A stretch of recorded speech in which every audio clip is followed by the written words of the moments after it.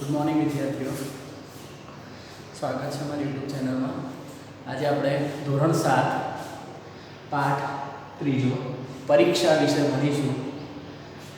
પરીક્ષા શબ્દ એવો છે વિદ્યાર્થીઓ કે જે મનુષ્યના જીવનમાં જ્યારે મનુષ્ય જન્મે છે ત્યારથી લઈને એ મૃત્યુ પામે છે ત્યાં સુધી એના જીવનમાં અનેક પરીક્ષાઓ આવતી હોય છે અને એ અનેક પરીક્ષાઓનો સામનો કરતો હોય છે અને એમાં સફળ બને છે। અમુક પરીક્ષાઓમાં એ સફળ નથી પણ થઈ શકતો, પણ જો મનુષ્યને પરીક્ષામાં સફળ થવું હોય તો એને શ્રમ કરવો પડશે અને જો શ્રમ કરશે તો તે અનેક પરીક્ષાઓમાં પાસ થશે, ચાહે જીવનની હોય કે પોતાની કેળવણીની હોય। તો અહીંયા જે પરીક્ષા લેશન છે એના લેખક છે પન્નાલાલ પટેલ અને પન્નાલાલ પટેલ અહીંયા પરીક્ષા જે વાર્તા છે એ બોધ વાર્તા છે, એનો પ્રકાર છે જે બોધ વાર્તા। તો અહીંયા બોધ વાર્તામાં એટલે કે બોધ કથા, એ બોધ કથા પણ કહી શકાય, તો એ બોધ કથામાં એ આપણને જણાવે છે કે અહીંયા આપણે આપણા જીવનમાં આવનારી જે પરીક્ષાઓ છે એ પરીક્ષાઓમાં જો આપણે ઈમાનદારીથી આપણે આપણું કામ કરીશું તો આપણે એક દિવસ જરૂર સફળ થઈશું, અથવા જો આપણે આપણા કામમાં ઈમાનદારી રાખીશું તો એ ઈમાનદારીથી સામેવાળો વ્યક્તિ આપણને ચોક્કસ આપણું જે મેળવવાનું છે અથવા જે આપણું કામ છે એ કરવા માટે તૈયારી બતાવશે। તો અહીંયા લેખક જે પન્નાલાલ પટેલ છે આવી જ અહીંયા એક વાત તેમણે પરીક્ષા શબ્દને લઈ અને જે હેડિંગને લઈ અને આપણને અહીંયા બતાવી છે। તો પહેલાં આપણે લેખક છે એમનો પરિચય મેળવીશું કે પન્નાલાલ પટેલ એમનો જન્મ ઈસવીસન 1912માં થયો હતો અને એમનું મૃત્યુ ઈસવીસન 1988માં થયું હતું। તે પન્નાલાલ પટેલનો જન્મ માંડવી એટલે કે હાલ તે રાજસ્થાનમાં આવેલા ગામમાં થયો હતો। તેમણે ઈડરમાં માત્ર 4 અંગ્રેજી ધોરણ સુધી જ અભ્યાસ કર્યો હતો, એટલે તેઓએ ઈડરમાં રહ્યા અને બસ માત્ર 4 ધોરણ અંગ્રેજી ધોરણ સુધી જ તેમણે અભ્યાસ કર્યો હતો અને એ 4 ધોરણ અંગ્રેજી અભ્યાસ કર્યા પછી તેમણે ગુજરાતી સાહિત્યના પ્રથમ પંક્તિના સર્જક તરીકે નામના મેળવી હતી। નામના મેળવી એટલે કે પોતાની ખ્યાતિ ઓળખ મેળવી। તેમણે ઇંગ્લિશમાં 4 ધોરણ સુધી અભ્યાસ કર્યો, પણ તેઓએ ગુજરાતીમાં સાહિત્યના પ્રથમ પંક્તિ સર્જન એટલે કે તેમણે સૌ પ્રથમ પંક્તિ સર્જન કર્યું અને પોતાની આગવી ઓળખ બનાવી।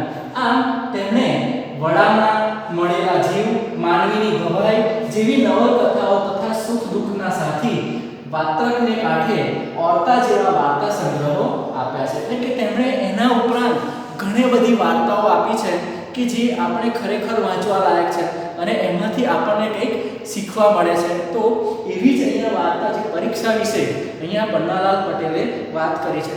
જોઈએ તો ગુજરાતી સાહિત્યમાં પન્નાલાલ પટેલનું મોટું નામ છે, તેમણે આગવી ઓળખ ઊભી કરી છે અને તેમની જે કોઈ પણ વાર્તા છે જેમ કે માનવીની ભવાઈ લઈ લઈએ આપણે, મળેલા જીવ, તો એમાં માનવીની ભવાઈ જે છે એના આધારે એક ફિલ્મ પણ બની છે અને એ ફિલ્મ પણ બહુ જ પ્રખ્યાત અને જાણીતી થઈ છે।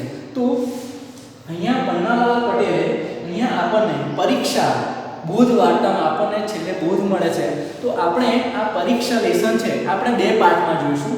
અત્યારે પાર્ટ 1માં આપણે અહીંયા જોઈશું કે પન્નાલાલ પટેલ લેખકે અહીંયા ગ્રામ જીવનનું નિરૂપણ કરવામાં આવ્યું છે, એટલે કે તેમણે ગામડાનું અહીંયા વર્ણન કરવામાં આવ્યું છે કે ગામડામાં કેવી પરિસ્થિતિ છે અને કેવી પરિસ્થિતિમાં બાળકો નિશાળે જાય છે એટલે કે સ્કૂલમાં જાય છે અને એ સ્કૂલ જતી વખતે કયા કાર્યો કરે છે તેની અહીંયા વાત કરવામાં આવી છે અને એ પોતાના જે કામ કરે છે એમાં પણ ઈમાનદારી બતાવી છે। તો આજના વ્યક્તિ અથવા વિદ્યાર્થીએ પણ પોતાના કામમાં ઈમાનદારી બતાવવી જોઈએ। તો આપણે એનું એક્ઝામ્પલ અહીંયા ઉદાહરણ તરીકે આ લેસન એટલે કે આ પાઠ જોઈશું।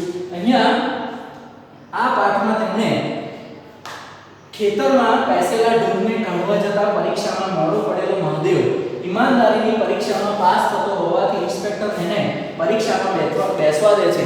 અહીંયા આ વાત એકદમ સુંદર, સરસ મજાની રસપ્રદ રીતે વાત કરવામાં આવી છે। એટલે કે અહીંયા ખેતરમાં જ્યારે વિદ્યાર્થીઓ છે પહેલાના જમાનામાં સાંકડી પગદંડી રસ્તાથી જતા, ખેતરો પાર નિશાળે જતા, ત્યારે એ વિદ્યાર્થીઓ નિશાળે જતા હતા ત્યારે અહીંયા જે વિદ્યાર્થી છે એને ખેતરમાં ગાય બેઠી છે અને એ ગાયને કેવી રીતે હાંકે છે અને એ ગાયને હાંકવા જતાં મોડું થાય છે એને પરીક્ષામાં અને એ જ્યારે સ્કૂલે પહોંચે છે ત્યારે એ મોડો પડ્યો હોય છે. આમ એ પોતાની ઈમાનદારી એ ઇન્સ્પેક્ટર સાહેબને બતાવે છે અને ઈમાનદારીને કારણે એને પરીક્ષામાં બેસવા દેવામાં આવે છે.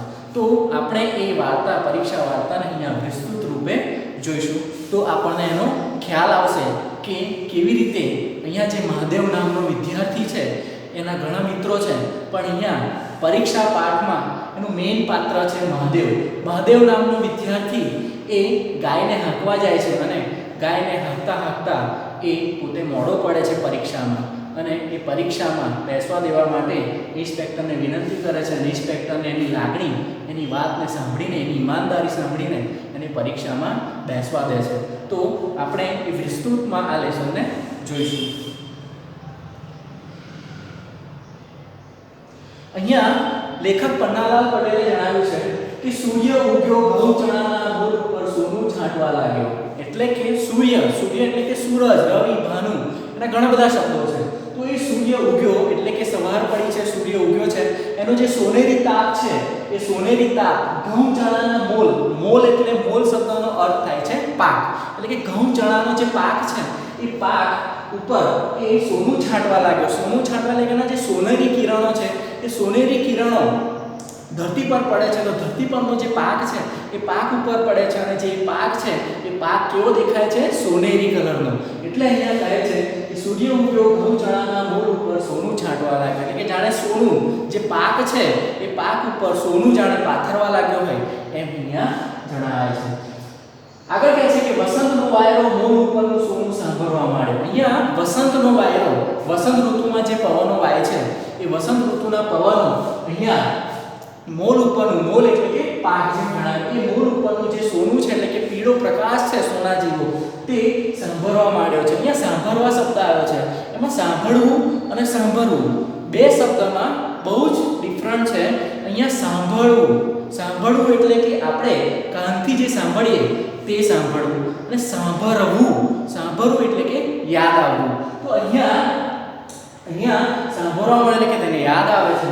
અને પક્ષીઓનું ટોળું વાયરાની પાછળ પડ્યું, પાંખોનો વીજળો વીજતું, હવામાનું સોનું ધરતી પર પાછું ધકેલાતું હતું. એટલે કે છે કવિ પન્નાલાલ પટેલ કે પક્ષીઓનું ટોળું વાયરાની પાછળ પડ્યું. એટલે કે જાણે પક્ષીઓનું જે ટોળું છે, આપણે જોઈએ છે કે વસંતના વાયરા વાતા હોય છે ત્યારે જે પવન વાય છે અને જે પંખીઓના ટોળા જતા હોય છે આકાશમાં આપણે જોઈએ ત્યારે એ પવનમાં જે પક્ષીઓના ટોળા હોય છે એ પવનમાં ખેંચાતા હોય છે અને જાણે ધકેલાતું હોય એમ પાંખોનો વીજળો વીજતું, હવામાનું સોનું ધરતી ઉપર પાછું ધકેલાતું હતું. એટલે કે પાંખોનો વીજળો વીજતું, જે પક્ષીઓ પોતાની પાંખો જે ફફડાવે છે એ જાણે પંખો ચાલતો હોય, જેમ જાણે પંખો ચાલતો હોય. અહીંયા વીજળો શબ્દનો અર્થ થાય છે પંખો. એ પંખાથી દ્વારા એટલે કે એના હવા દ્વારા હવામાનું સોનું ધરતી ઉપર પાછું ધકેલાતું હતું. એટલે કે જે હવામાનું સોનું એટલે કે જે પ્રકાશ, પીળો પ્રકાશ પડે છે એ ધરતી ઉપર જાણે પાછો ફેલાતો હોય એવું લાગતું હતું. ગામમાંથી ગાય ભેંસનું ધણ છૂટ્યું હતું. ગામમાંથી ગાય ભેંસનું ધણ છૂટ્યું હતું. ધણ એટલે કે ટોળું, ગાયોનું ટોળું સવાર પડે અને સવાર પડતાની સાથે જ ખેડૂતો પોતાના ખેતરે જાય, જે મજૂર વર્ગ છે એ મજૂરીએ જાય અને જે લોકો ગાયો ભેંસોનું પાલન કરે છે અને તેને પોતાનો મુખ્ય વ્યવસાય બનાવ્યો છે તો એ લોકો પોતાની ગાય ભેંસને છોડે છે અને એમના જે ટોળા છે એ લઈને ચરાવવા ખેતરોમાં જાય છે. તો અહીંયા સવાર પડે એ ગાય ભેંસોનું ધણ એટલે કે ટોળું, ગાયો ભેંસોનું ટોળું છૂટ્યું છે. ધરતી ઉપર વેરાયેલું સોનું મોઢે મોઢ કંકોડતું જતું ખાતું હતું. અહીંયા ધરતી પર વેરાયેલું સોનું એટલે કે ધરતી ઉપર જે ઘાસ ઉગ્યું છે એ ઘાસ જે છે એ ઘાસ ઉપર સૂર્યનો પીળો પ્રકાશ પડે છે એટલે જાણે એ ઘાસ સોનેરી કલરનું હોય. એટલે અહીંયા લેખક કહે છે કે ધરતી ઉપર વેરાયેલું સોનું મોઢે મોઢ એટલે કે પોતાના મોંથી એ ખાતું જતું હતું. આમ શાળાએ જવા છોકરાઓને એટલે કે સવારનો સમય છે, શાળાનો સમય થયો છે એટલે કે છોકરાઓ પોતાનું દફતર લઈ અને ખેતરોના રસ્તેથી એ શાળાએ જવા માટે નીકળ્યા છે અને એ શાળાએ જતા એ કેવા પ્રસંગો એમના રસ્તામાં આવે છે તો આપણે જોઈશું કે એ શાળાએ જવા નીકળ્યા છે, મોલ જોતા, હવા ખાતા, પક્ષીઓના માળા પાડતા, ખેતરના શેઢેથી પસાર થતી રૂપેરી પગદંડી પર સોનેરી પગલા પાડતા હતા. એટલે કે જે બાળકો છે એ શાળાએ જઈ રહ્યા છે, એ શાળાએ જતા જતા એ શેઢા, ખેતરના શેઢા ઉપરથી, ખેતરની બાજુમાં જે મોટી પાળી હોય એને શેઢો કહેવાય, તો એ શેઢા ઉપરથી એ ચાલતા જતા હતા. હવે એ ચાલતા ચાલતા મોલ, ખેતરોમાં જે પાક છે એ મોલ જેને કહેવાય છે, એ પાક એ જોતા જતા હતા.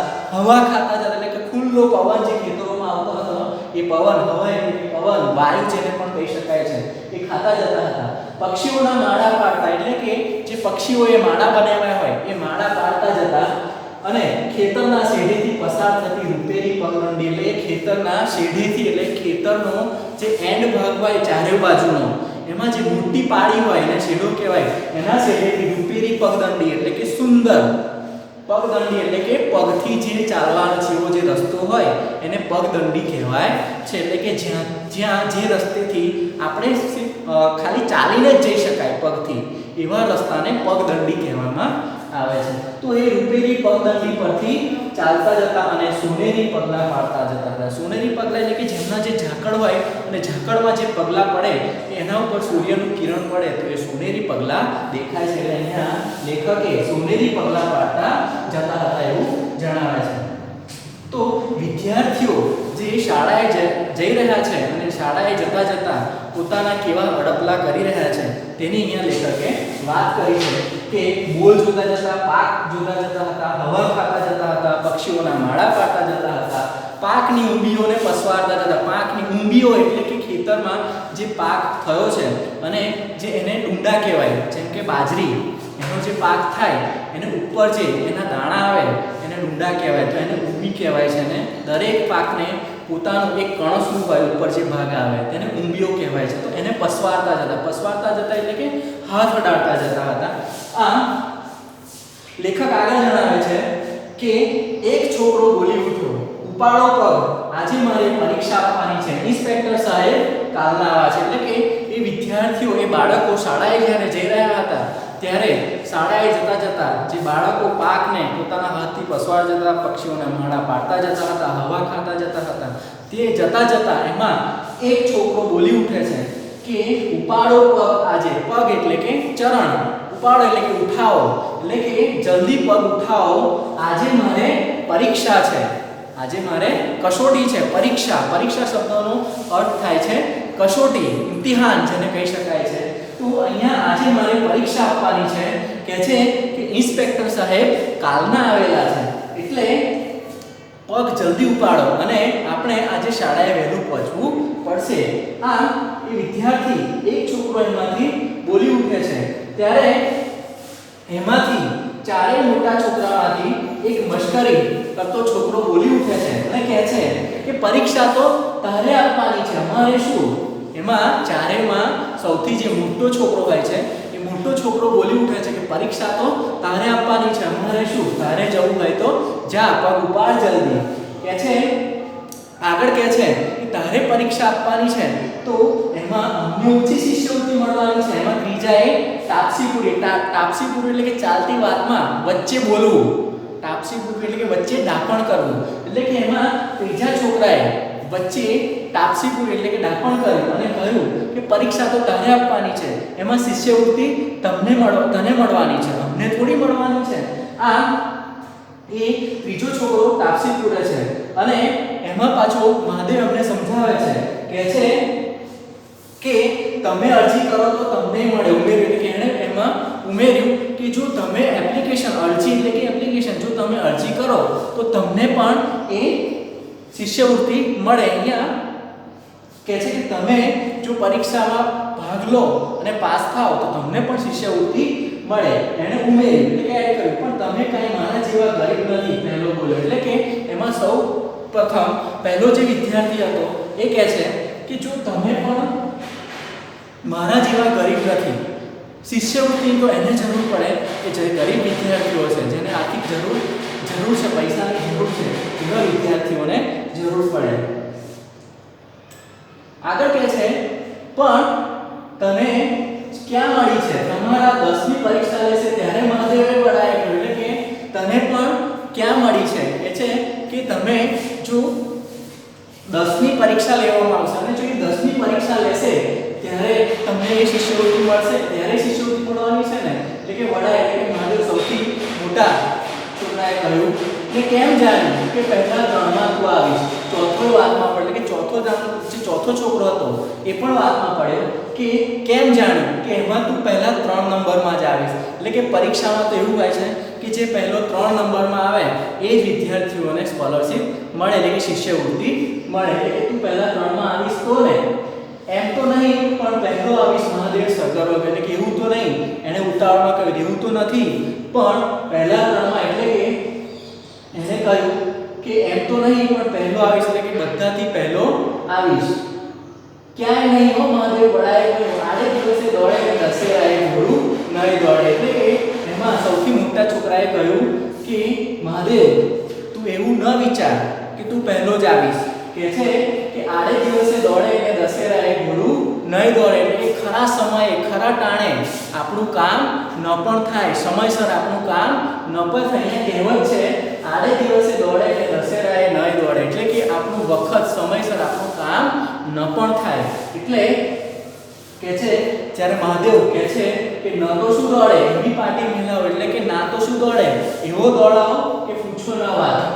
ત્રીજો વચ્ચે બોલે એટલે કે એમાંથી ત્રીજો છોકરો છે એ વચ્ચે બોલે છે અને કહે છે મણિયાને તું કમ ન જાણતો, છઠ્ઠા ધોરણમાં પહેલે નંબરે આવ્યો જ હતો ને વળી. એટલે કે મણિયા નામનો જે વિદ્યાર્થી છે એને તું કમ ન જાણતો કારણ કે એ પણ જ્યારે છઠ્ઠા ધોરણમાં હતો ત્યારે એ પહેલા નંબરે આવ્યો હતો.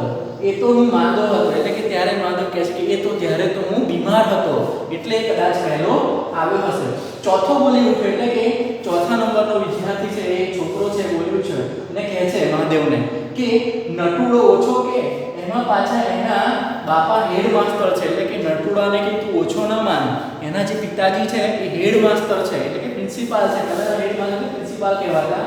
એટલે બીજાએ ત્રીજી વાત કરી બીજાએ ત્રીજી વાત ઉમેરી અને કહે છે કે મને તો લાગે છે કે બચુડાના મામા મામલતદાર છે અને તેથી એને મળવાની છે. એટલે કે બધી વાત મૂકો ત્રીજાએ વાત ઉમેરી કે બચુડાના જે મામા છે એ મામલતદાર છે એટલે કે શિષ્યવૃત્તિ તો એને જ મળવાની છે.